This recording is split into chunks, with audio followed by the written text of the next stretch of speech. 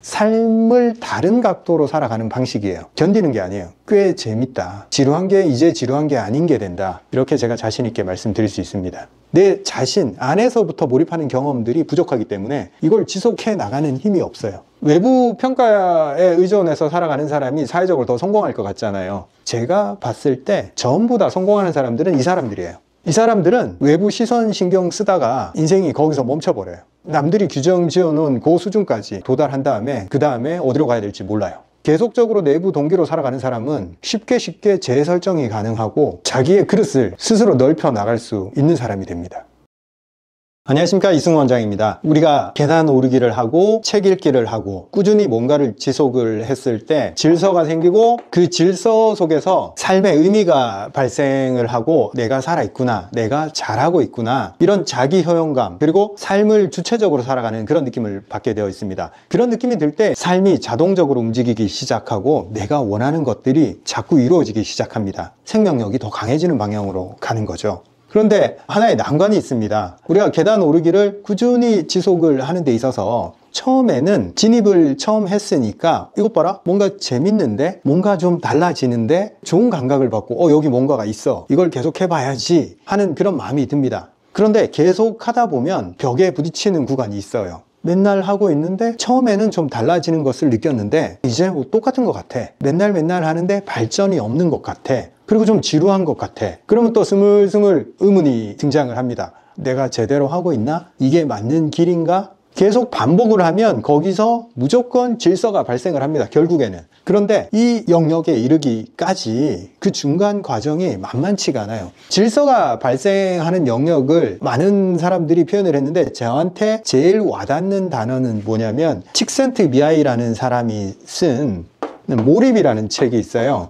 반복적으로 내 삶에서 해야 될 일들을 꾸준히 했을 때 발생하는 몰입의 단계. 국내 황롱문 교수님도 수학 문제를 계속 풀거나 자기가 해결해야 될 문제에 깊이 몰두했을 때 결국에는 그 몰두 자체만 남고 나머지 게 다 사라지는 그런 영역에 도달한다고 얘기를 합니다. 그게 몰입이고, 몰입이라는 단어 한자잖아요. 칙센트미하이는 이걸 플로우라고 표현을 했어요. 강한 몰입의 단계에 들어갈 수 있다. 그게 수학 공부일 수도 있고 운동일 수도 있고, 운동 얘기가 나서 말인데 반복적으로 운동을 깊이 연습해서 어떤 경지에 도달한 사람들은, 운동선수들은 대부분 이 몰입의 경험을 얘기를 해요. 운동 그 자체만 남는 그 순간이 온다. 트로피도 관심이 없고 1등도 관심이 없는 그 운동을 하고 있는 자신만 남는다. 나머지는 모든 게 사라지고 그 운동을 하는 행위 자체만 남는다. 몰두 속에 있을 때는 시간이 금방 간다고 그렇게 표현을 합니다. 우리 모두 다 반복을 하고 지속을 하고 세밀하게 계속 파고들다 보면 몰입의 경지에 누구든 도달할 수 있습니다. 예전에 도자기를 빚는 도공도 계속 반복되게 도자기를 만들면서 어떤 경지에 이르렀겠죠. 몰입의 경지에 들어갑니다.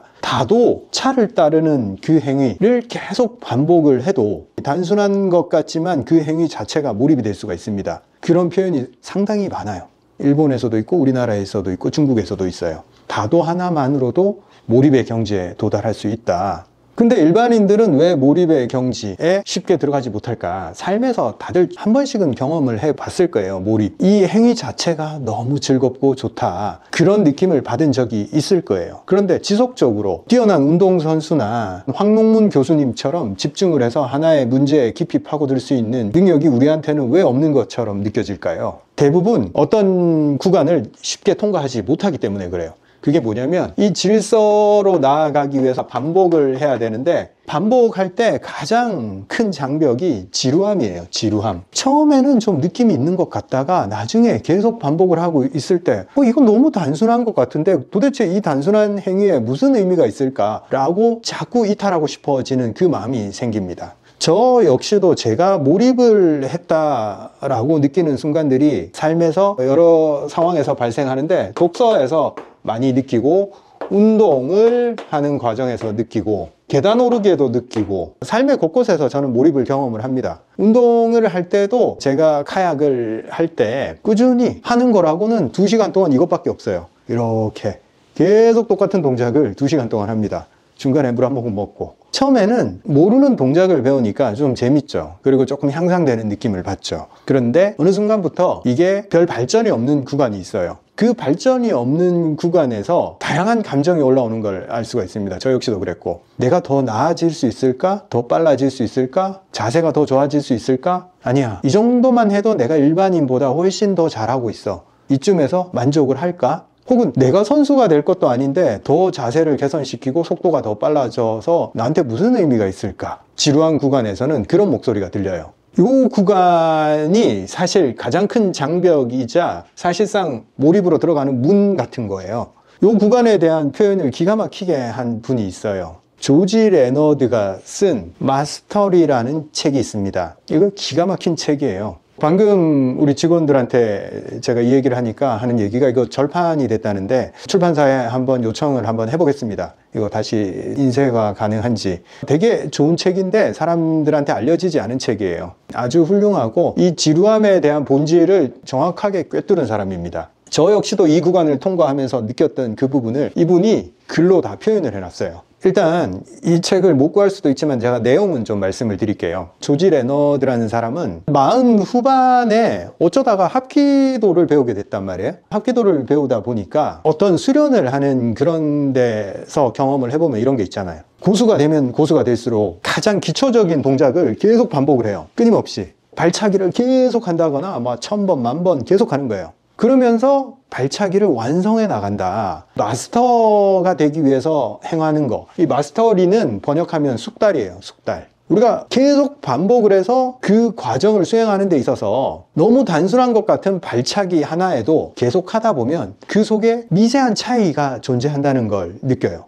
그리고 그 발차기가 의미하는 바가 점점 더 와닿게 됩니다. 아, 힘의 이동이 이렇게 일어나는구나. 그리고 몸이 유기적으로 움직이는 발차기구나. 단지 발이 움직이는 게 아니구나. 내 몸 전체에서 힘의 이동이 어떻게 일어나는구나. 계속 끊임없이 통찰이 올라옵니다. 몇 번 안 차본 사람은 그 의미를 이해할 수가 없어요. 계속 반복을 했을 때 또 다른 느낌이 생기고 또 다른 느낌이 생기고 그 단순한 발차기 속에 포함된 굉장히 다양하고 깊은 의미들이 계속 올라옵니다. 그게 끝이 있냐? 거의 끝이 없을 정도로 세분화가 되고 섬세해집니다. 그 부분에 대해서. 그래서 자기 분야의 마스터가 된다. 이 느낌은 뭐냐면 뭘 잘한다 이런 개념하고는 좀 달라요. 그 과정 자체를 굉장히 즐기면서 하게 되고 단순한 행위 속에 쫙 펼쳤을 때 그 안에 들어있는 다양한 스펙트럼 이걸 느낄 수 있는 사람이 되고 그걸 느끼는 과정 자체를 즐기는 사람이 된다는 뜻입니다. 여기서 마스터가 된다고 했을 때 어떤 결과, 검은 띠를 따고 입상을 하고 1등을 하고 그 얘기를 하고 있지 않아요. 이 책에서는. 그 마스터가 되는 과정에서 느끼는 이 지루함, 이걸 어떻게 대할 거냐에 대한 얘기를 하고 있습니다. 단순한 것 같지만 그 속에 포함된 의미들을 하나하나 분해할 수 있는 능력, 그 얘기를 하고 있습니다. 계단 오르기를 제가 해보자 했을 때 너무 단순한 행동이잖아요. 누구나 할 줄 알고 내가 조금만 해보면 난 계단 오르기를 할 줄 알아. 그리고 나는 계단을 오르는 사람이야 라는 정체성은 계속 반복만 하면 어느 순간 딱 생겨요. 한 달, 두 달 반복을 하면.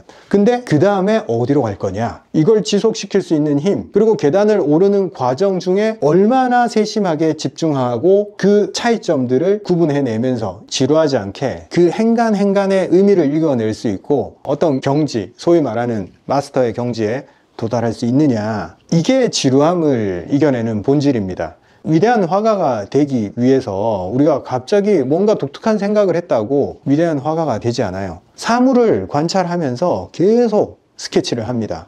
끊임없이 스케치를 해요. 그리고 그 과정에서 손이 기억하고 몸이 기억해서 스케치가 일어나기 시작해요. 어느 순간 자동적으로 되는 경지에 이르고 그리고 지루함이 또 발생을 하지만 그 다음은 뭐가 있을까라는 호기심에 새로운 시도를 해보고 계속 끊임없이 다음 단계가 있을 거야 라는 가정을 하면서 계속 지루한 구간을 재미있게 보냅니다. 사실은 운동선수가 끊임없이 기본기 훈련을 하는 이유도 여기에 있습니다. 기본기, 단순한 자세 하나에 포함된 의미가 사실 단순하지 않다라는 것을 계속 반복하면서 느끼고 그 의미를 찾아내고 그걸 점점 다듬고 정제해서 완벽한 질서를 만드는 거죠. 그 안에서. 누구도 만들어내지 못한 질서를 만들어내면 그 행위 자체가 되는 느낌을 받아요. 그게 몰입의 단계로 들어가는 순간입니다. 모든 사람, 어떤 행위 속에도 그건 포함되어 있습니다. 프로그래머라면 계속 끊임없이 어떤 목적을 향해서 나아가면서 계속 수정, 반복, 버그를 잡아내고 조그만 수정을 가하면서 다듬어 나가는 그 과정 자체에 집중을 하게 되고 그게 지루하지 않고 거기서 의미를 발견하는 거예요. 그리고 작가는 계속 글을 쓰면서 더 정제된 말을 쓰려고 이렇게도 표현해보고 저렇게도 표현해보면서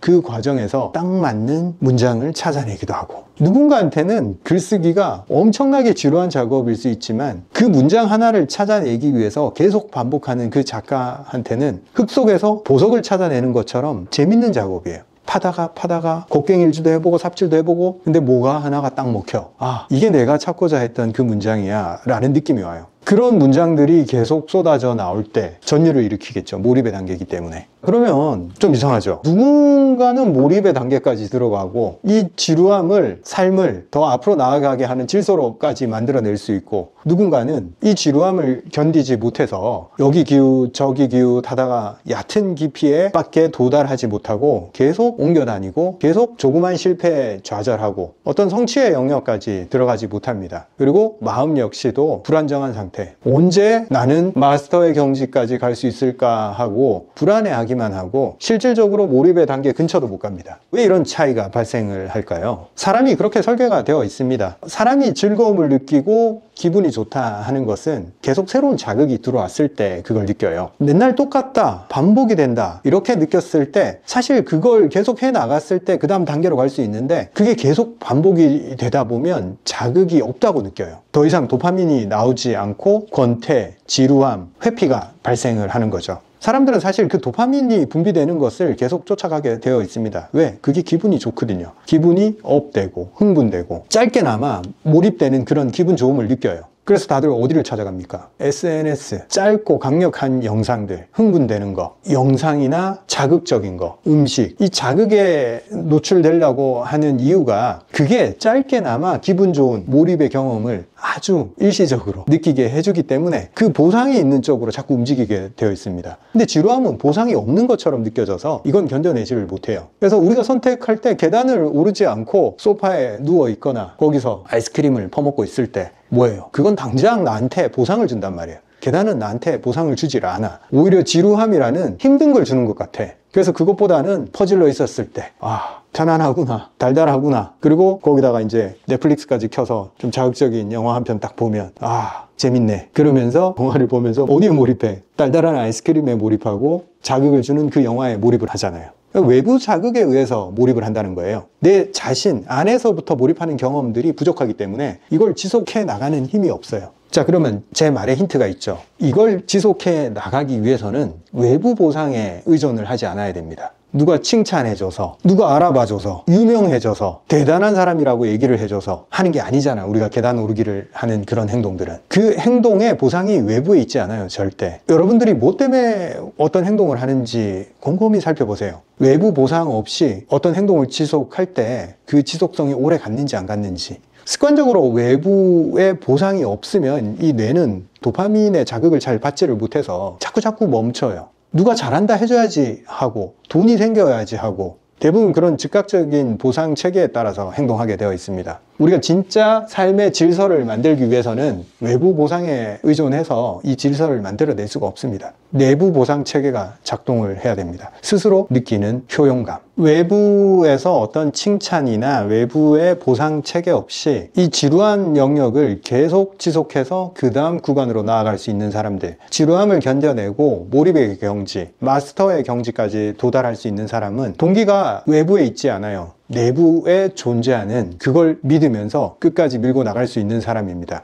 그래서 자기 믿음이 강해요. 그런 사람들의 특징은 자기 방향을 알고 있다. 즉, 자기가 뭘 하고 있는지, 어디로 가고 있는지, 자기가 원하는 게 뭔지를 명확히 알고 있습니다. 부모가 좋아하니까, 혹은 직장 상사가 좋아하니까, 혹은 어떤 보상이 생기니까, 돈을 버니까, 그런 외부적 동기가 아니고 반드시 내부의 방향 감각이 존재해야 됩니다. 이걸 내가 왜 하는지, 이걸 내가 진짜 좋아하는지 뭔지, 그게 구체화가 되어야 됩니다. 그래서 끊임없이 우리는 교육상 외부의 동기부여에 너무 익숙해져 있어요. 칭찬, 보상, 급여 이런 외부 자극에 너무 익숙해져 있어서 내 자신과의 대화에 많이 소홀해져 있어요. 그래서 내가 이걸 왜 하는지, 그리고 내가 어디로 가는지, 어디로 가고 싶은지 나한테 자꾸 물어봐야 돼요. 내가 뭘 좋아하는지에 대해서. 이게 방향이란 거예요. 외부가 아니라 내부에서 발생하는 방향. 그래서 그걸 바탕으로 내부에서 피드백이 발생할 수 있습니다. 얼마나 좋아. 외부에서 누가 보상을 해주지 않아도 내 스스로 이거 잘하고 있어. 요거 조금 잘못됐어. 수정해야지. 계속 내부 피드백을 통해서 방향을 점검할 수 있고 그걸 지속해 나갈 수 있어요.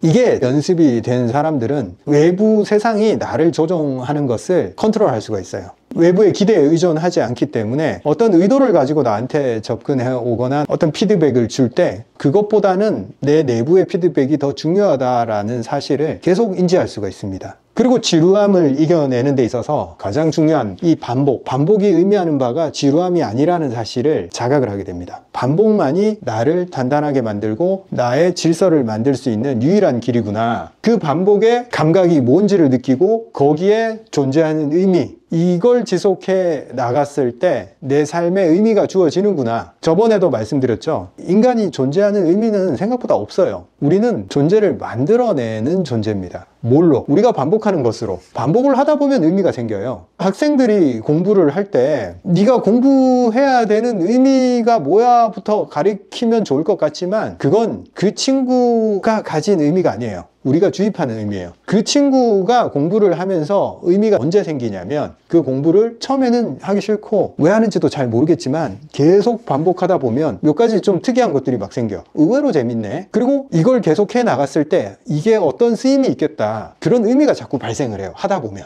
그래서 처음부터 뭔가 의미를 찾아내려는 것은 성공하지 못합니다. 대부분. 어렴풋해요. 그래서 뭔가 있을 거야. 그럴 것 같아 라고 일단은 가정을 하고 그리고 그 길이 좀 맞다 생각하면 일단은 반복을 해야 됩니다. 계속 반복을 하다 보면 진짜 의미들이 그제서야 드러나고 내가 가정했던 거하고는 다르구나 라고 또 새롭게 느끼고 실제적인 의미가 수면 위로 올라오게 됩니다. 반복해보기 전에는 절대 모르는 거죠. 여러분들도 계단을 올라보면서 점점 생각이 바뀌고 새로운 의미들이 등장한다는 것을 느꼈을 거예요. 그리고 계단을 반복해보니까 반복하는 데서 새로운 의미가 생기고 내 삶의 동기부여가 되고 내 삶의 주도권을 갖는다 이런 느낌을 가지니까 또 뭘 하겠어요? 또 새로운 걸 시도하면 되는 거구나. 그 새로운 시도, 그것도 간단하구나. 그것도 반복해보면 그게 내게 되는 거구나 라는 걸 느끼게 되는 거예요. 시작은 계단 오르기였지만 이게 모든 곳에 다 똑같이 쓰일 수 있다라는 생각을 점점 하게 됩니다. 최종적으로 우리가 결국 외부 인정 없이 내부 동기가 발생하게 돼요.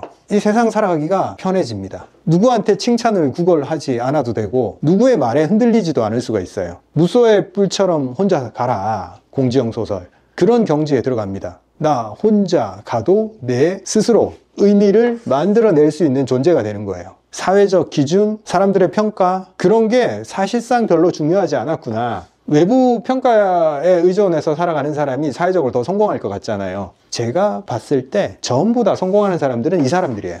이 사람들은 외부 시선 신경 쓰다가 인생이 거기서 멈춰버려요. 남들이 규정 지어놓은 그 수준까지 도달한 다음에 그 다음에 어디로 가야 될지 몰라요. 계속적으로 내부 동기로 살아가는 사람은 쉽게 재설정이 가능하고 자기의 그릇을 스스로 넓혀 나갈 수 있는 사람이 됩니다. 자, 우리 무슨 얘기 하다가 여기까지 흘러왔나? 지루함 얘기를 하다가 여기까지 흘러왔어요. 반복을 하다 보니까 지겹더라. 그런데 그 지겨운 구간을 어떻게 견뎌낼 거냐? 그 속에 포함된 의미들입니다.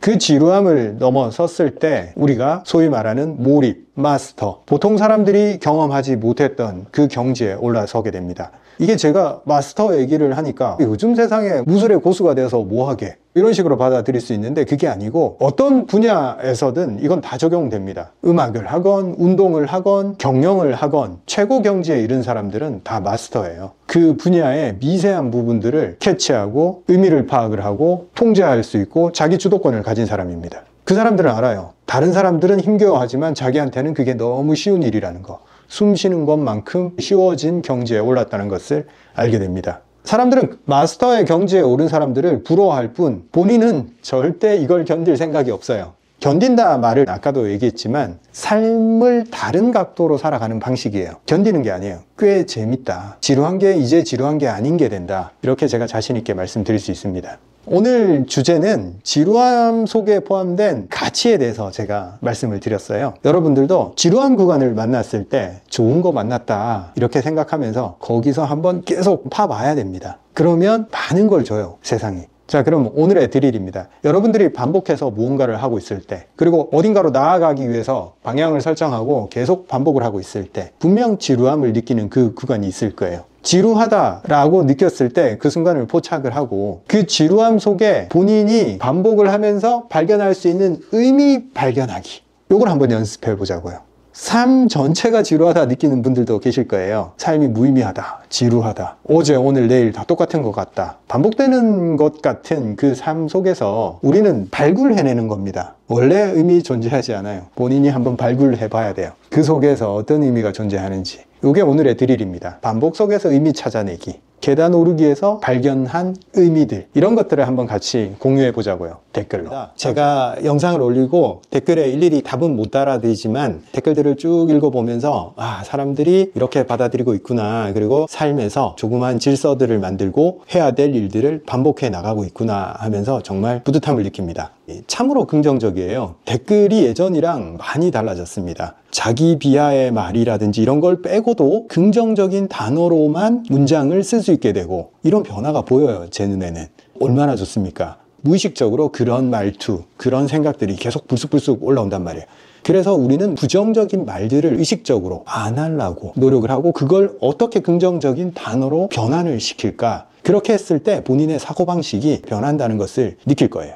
제가 지지난 영상에서 자기 비하를 하지 말자 이 말씀을 드렸거든요. 그걸 계속 반복해서 해야 되는 어떤 과제로 제가 말씀을 드렸는데, 거기에 부정적 댓글 중에 이런 게 있었어요. 자기 비하를 하지 말자, 그 말이 잘못된 행동을 하면서도 자기가 잘못된 행동을 했다는 걸 인식하지 못하고 반성도 못하는 그런 얘기로 알아듣는 사람이 없었으면 좋겠습니다. 혹여 그런 뜻으로 얘기한 것은 아니길 바랍니다. 이런 댓글이 있었어요. 대부분 사람들이 긍정적 댓글을 달고 있는 그 상황에서 이분은 조금 더 다른 데에 집중하고 있구나, 이런 느낌이 들었어요. 사실 우리가 외부를 고치려고 하는 것은 상당히 힘든 일입니다. 무례하고 버릇없고 폭력적인 사람들 세상에 많이 존재하죠. 그런데 우리 자신의 문제를 해결하는 데 있어서 외부에 집중을 너무 높여놓으면 문제의 원인이 항상 외부에 있다라는 생각으로 자꾸 귀결이 됩니다. 나는 잘하고 있는데 세상에 안 좋은 사람들이 너무 많아. 계속 세상을 부정적으로 인식을 하고 어떤 사람들이 어떤 행동을 할까 불쾌할 준비를 하고 있어요. 외부에 포커스를 맞추면 생각보다 힘들어집니다. 왜? 내가 어떻게 할 수 없는 부분이 너무 많이 존재하기 때문에. 인간 사회에서 일어나는 그런 사건들 역시 자연현상이랑 비슷해요. 비가 올 수도 있고 안개가 낄 수도 있는 거예요. 그런 사람들은 자연현상처럼 일부 존재할 수밖에 없습니다.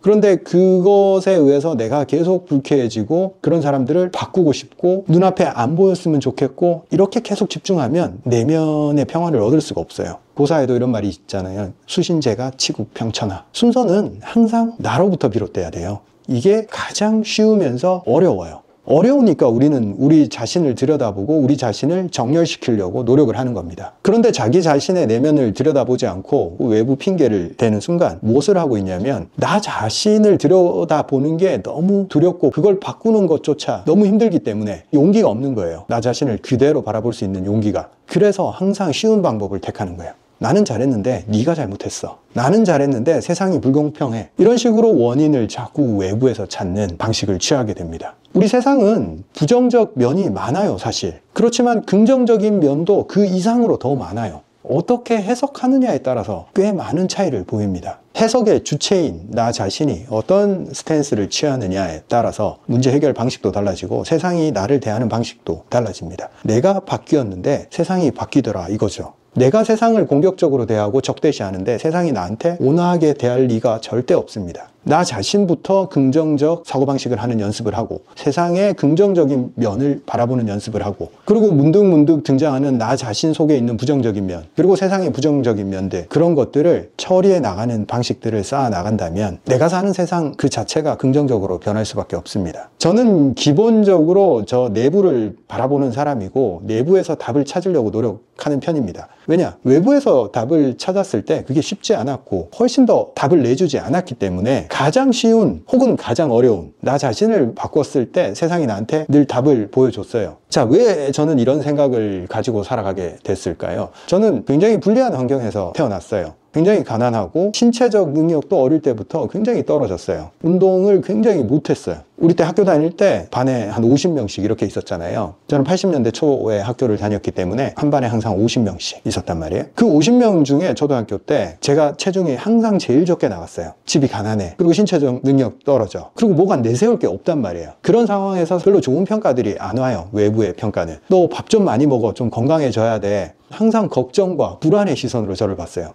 허약하고 자신감이 없고 좀 주눅이 들어있었기 때문에 별로 좋은 평가들이 없었어요. 그럼에도 불구하고 저는 이상하게 그런 외부의 평가에 별로 흔들리진 않았어요. 희한하게도. 저는 어릴 때부터 이런 판단을 했어요. 저건 저 사람들의 생각이구나. 그리고 어떤 외부 평가에 의해서 내 기분이 좌우된다면 내가 살아나가기 힘들겠구나. 그래서 외부 평가보다 계속 반복되게 줄 수 있는 것은 내부에서 나올 수 있다. 내가 나를 정의하면 견뎌낼 수 있겠다. 출발선이 많이 뒤처져 있고 신체적, 육체적 능력도 떨어지고 외모도 뛰어나지 않고 뭐 가진 게 별로 없어. 근데 내부에서 나는 할 수 있어. 나는 무언가를 해결할 거야. 왜? 가진 게 별로 없으니까 앞으로 나아가려면 하나하나 해결해 볼 수밖에 없잖아요. 그 시절은 친절한 시절이 아니었어요. 문제를 도와주는 사회적 시스템이 없었어요. 개인을 도와주는. 어떤 개인이 불리한 환경, 출발선이 좀 늦었다 생각을 했을 때 해법은 외부에 있지 않아요. 내부에서 조금씩 자기 효용감을 쌓아 나가야 됩니다. 그래서 세상에서 일어나는 일들에 대한 해법을 내 속에서 먼저 찾아야 돼요. 세상을 대하는 방식. 누군가한테 배우지도 못했고 자신감을 부여받지도 못했지만 스스로 만들어 나가야 되고 내가 교육받거나 나한테 주입된 그 부정적 사고방식, 그걸 하나씩 제거해 나가야 됩니다. 부정적 사고방식 얘기가 나와서 말인데 가난한 집안에서 태어난 사람, 여유 있는 집안에서 태어난 사람 출발선이 많이 달라요. 교육받는 개념 자체가 많이 달라질 수밖에 없습니다. 가난에 대한 얘기를 한번 따로 떼서 다음 시간에 말씀을 드리겠습니다. 오늘 제가 말한 주제는 뭐냐면 답을 외부에서 찾지 말고 일단 내부에서 찾는 게 훨씬 더 효율적이고 간편하고 지속 가능하다. 이 말을 드리고 싶었어요. 부정적 댓글을 보면서 그런 생각이 들었어요. 아, 사람들은 일단 외부에서 답이나 문제, 원인을 찾으려고 하는구나. 근데 우리 지금 구독자분들 댓글 다는 것 보면 본인 얘기들을 하고 있어요. 본인한테 일단 집중하고 있다는 거죠. 흐트러지면 안 됩니다. 내가 어떻게 태어나서 혹은 내가 키가 작아서 혹은 내 남편이 나를 괴롭혀서 이런 식으로 외부에서 찾다 보면 문제 해결을 거의 못합니다. 일단은 내가 사고하는 방식, 내가 세상을 바라보는 방식, 나 자신을 대하는 방식, 여기에 먼저 집중을 해야 돼요. 일단 바꿀 수 있는 게 그것부터예요. 자기 비하를 하지 말자. 이 말에만 집중해야 돼요. 다른 사람이 자기 비하를 하든 다른 사람을 비하를 하든 집중해야 됩니다. 내가 나를 어떻게 대하고 있는지부터 먼저 시작해야 됩니다. 자, 오늘의 드릴입니다. 다시 한번 우리가 연습을 하자고요. 하루 종일 자기 비하를 하지 말고 자기한테 어떤 식으로 긍정적으로 대할 수 있는지 연습을 해보자고요. 자기 비하의 말들. 아, 난 오늘도 게을러. 난 왜 이러지? 머리로는 아는데 나한텐 너무 어려워. 자기를 규정하는 그 말투. 비하까지 아니더라도 자기 한계를 규정하는 이 말투조차도 우리는 발견해야 됩니다. 그걸 하지 않아도 나 자신은 온전히 존재한다는 그 사실을 알아야 됩니다. 그걸 한번 반복해 보자고요. 계속적으로 나를 비하하거나 나를 가두는 그런 말투를 쓰고 있지 않는지 발견하고 멈추자고요. 감사합니다. 다음 시간에 찾아뵙도록 하겠습니다.